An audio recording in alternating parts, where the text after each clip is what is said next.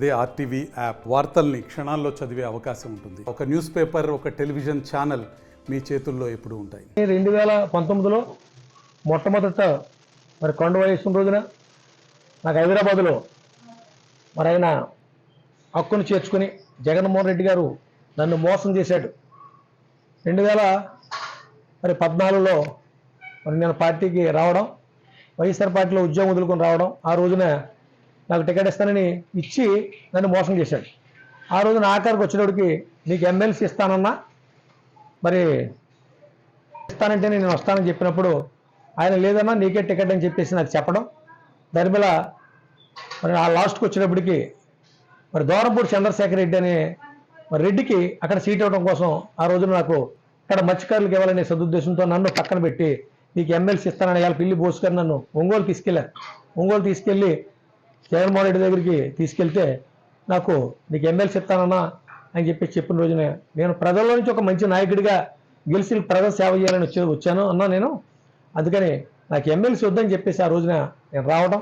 అలాంటి తరుణంలో పవన్ కళ్యాణ్ గారు హక్కును చేర్చుకొని పోలీసు కుటుంబం, పితాని గారిది నాది ఒకటే కుటుంబం, పోలీసు కుటుంబం, మా ఇద్దరిదే పోలీసు బ్లడ్ మా ఇద్దరిదే అని చెప్పేసి హక్కును చేర్చుకొని మొట్టమొదటి సీటు ఇవ్వటం, ఆ రోజున ప్రపంచ దేశాల్లో ఉన్న తెలుగు వాళ్ళందరికీ పరిచయం చేసిన ఘనత పవన్ కళ్యాణ్ గారిది.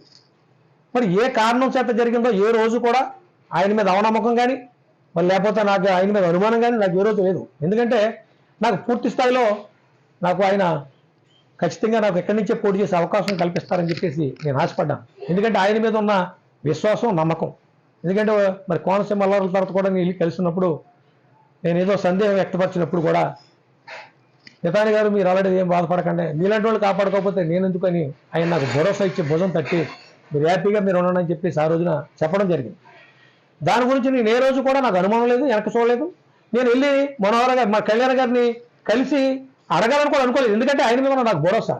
దాని వల్ల పొత్తు కుదిరింది. ఈ పొత్తులో భాగంగా మరి ఎలా జరిగిందో ఏం జరిగిందో నాకు తెలియదు, కానీ ఇక్కడ డాక్టర్ సుబ్బరాజు గారికి ఇవ్వడం జరిగింది. కొన్ని సంతోషం, నాకు ఇబ్బంది ఏం లేదు.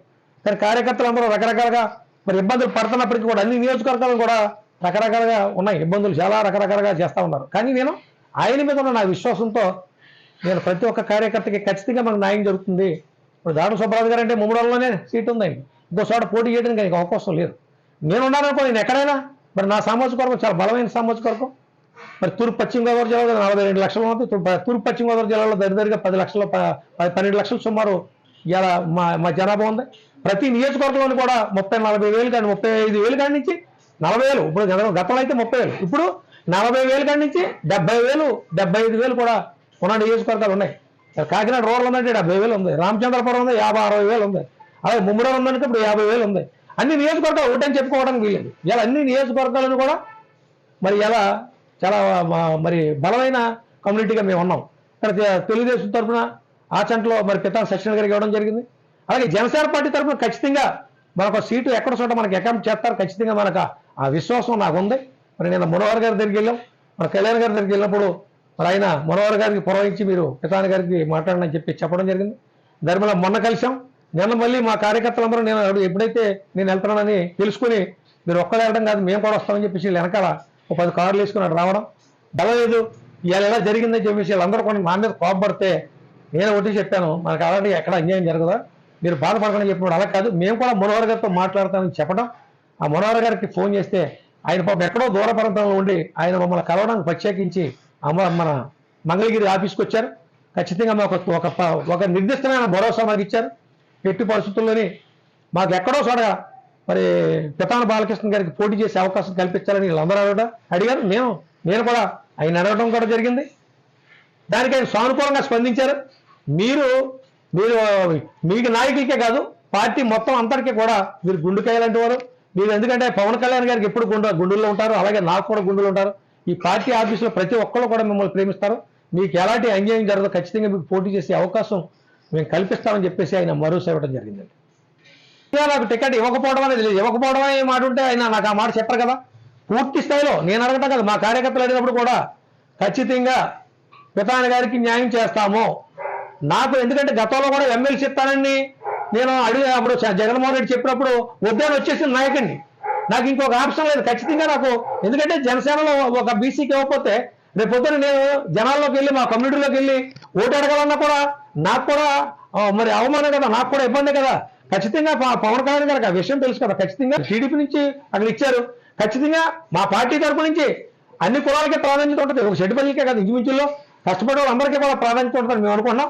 ముఖ్యంగా బలమైన సామాజిక వర్గం షెట్టిపల్లి సామాజిక వర్గం నుంచి, ఎందుకంటే బీసీలని కాపుల్ని షెట్టిపల్లిని కలపాలని పూర్తిగా ఆయన అన్ని కులాలని కలపాలి. ముఖ్యంగా ఇక్కడ గొడవలు పడే ఈ 2 కులాలు గొడవలు ఉంటాయి కనుక వీళ్ళిద్దరిని కలపాలని మొదటి నుంచి కూడా ఒక జయంతో, ఒక ఆశయంతో, ఒక సోషల్ ఇంజనీరింగ్ అనే కార్యక్రమం మొదలెట్టి అక్కడి నుంచి కూడా చేసిన ఆ మహనీయుడికి మరి ఖచ్చితంగా నా మీద పూర్తి విశ్వాసం ఆయన మీద ఉంది, కళ్యాణ్ గారి మీద ఉంది. ఎందుకంటే ఈ కలపాలి. ఖచ్చితంగా 2029లో మళ్ళీ మేము ప్రయాణం చేయాలంటే ఖచ్చితంగా ఒక సీటు ఖచ్చితంగా షెట్టిపల్లికి ఇవ్వాల్సిన అవసరం ఉంది. ఖచ్చితంగా ఇస్తారు. ఆ సీటు కూడా నాకే ఇస్తారు. అది ఎక్కడి నుంచి ఇస్తారనేది ఒక 2-3 నియోజకవర్గాలు ఇంకా ఉన్నాయి. 2 నియోజకవర్గాలు దాకా ఉన్నాయి. అది ఎక్కడ ఇస్తారో 2 అవచ్చు 3 అవచ్చు, ఎక్కడ ఉన్నాయో తెలియదు. కానీ మొత్తానికి నాకు తెలుసు ఏ నియోజకవర్గాలు ఉన్నాయంటే పార్టీకి కూడా తెలుసు. ఖచ్చితంగా ఎక్కడ నాకు పోటీ చేసే అవకాశం ఇస్తారో నాకు తెలియదు. కానీ ఖచ్చితంగా నాకు పోటీ చేసే అవకాశం ఖచ్చితంగా జనసేన పార్టీ తరఫున ఒక కమ్యూనిటీకి ఇప్పుడే ఒకటే చెప్తున్నాను సార్ అడిగారు. మీకు రకరకాల బోళ్ళన్నీ రకరకాలుగా బోళ్ళన్నీ నడుస్తూ ఉంటాయి. ఇప్పుడు గతంలో మన కొడుపూడి సునారావు గారికి ఎమ్మెల్సీ ఇచ్చేటప్పుడు కూడా నన్ను పిలిచారు, నన్ను అడిగారు. చాలా మంది ఎవరో ఒక మీడియాను పెట్టి అడిగిచ్చారు. చంద్రశేఖర్ రెడ్డి కోసం నా టికెట్ మార్చారు. ఆ రోజుని ఇక్కడ మత్స్యకారులకు ఇవ్వాలని, ఎక్కడ చోట మత్స్యకారులకు ఇవ్వాలంటే అది కాకినాడ రూరల్ ఇస్తారన్నారు. ఆ రోజున కాకినాడ రూరల్ ఇవ్వకుండా రెడ్డి గారు పోటీ చేయడంతో అయ్యాల నాకు ఈ చంద్రశేఖర్ రెడ్డి వల్ల నాకు ఇక్కడ ఇవ్వడం జరిగింది. ఆ రోజున ఎమ్మెల్సీ ఇస్తానంటే ఆ రోజుని నేను వద్దని, నేను నాయకుడికి గెలవాలి, ప్రజల నుంచి గెలవాలని వచ్చినాను నేను. అందుకని ఎట్టి పరిస్థితుల్లోని కూడా ఖచ్చితంగా నాకు అవకాశం వస్తుంది, గెలుస్తాం. ఏ పార్టీలు రకరకాలుగా బోల్డ్ మంది మీరు అడిగిన ప్రశ్న ఏంటంటే పార్టీలు వేరే పార్టీలు అడుగుతున్నాయి అంటారు. దానికి ఎట్టి పరిస్థితుల్లోనూ కూడా అడుగుతూ ఉంటాయి చాలామంది, నన్ను ఒక్కనే కాదు. ఇప్పుడు ఎలా జరిగిన చోట ప్రతి చోట అడుగుతూ ఉంటాయి. అది రాజకీయ పార్టీలుగా వాళ్ళు చేసే ప్రయత్నం. కానీ నేనైతే మాత్రం పూర్తిగా నేను పవన్ కళ్యాణ్ గారి మనిషిని, ఆయన కుటుంబం మనిషిని. నేను పవన్ కళ్యాణ్ గారి మనిషి అంటే ఆ 4 అన్నదమ్ములు, నేను 4వ వాడిని. ఖచ్చితంగా నాకు పూర్తి స్థాయిలో అసలు నాకు ఎలా మిస్ అయిందో నేనే ఆశ్చర్యపోతున్నాను నా ముమ్మడవరం సీటు. కానీ దానికి అనేకమైన కారణాలు ఉండొచ్చు. కానీ 100% నాకు పోటీ చేసే అవకాశం పవన్ కళ్యాణ్ గారు కల్పిస్తారు. ఖచ్చితంగా నేను పోటీ చేస్తాను. మరిన్ని వీడియోస్ కోసం ఛానల్ ని సబ్స్క్రైబ్ చేయండి. లేటెస్ట్ అప్డేట్స్ కోసం వాట్సాప్ ఛానల్ ని ఫాలో చేయండి. అండ్ లింక్ డిస్క్రిప్షన్ లో ఉంది.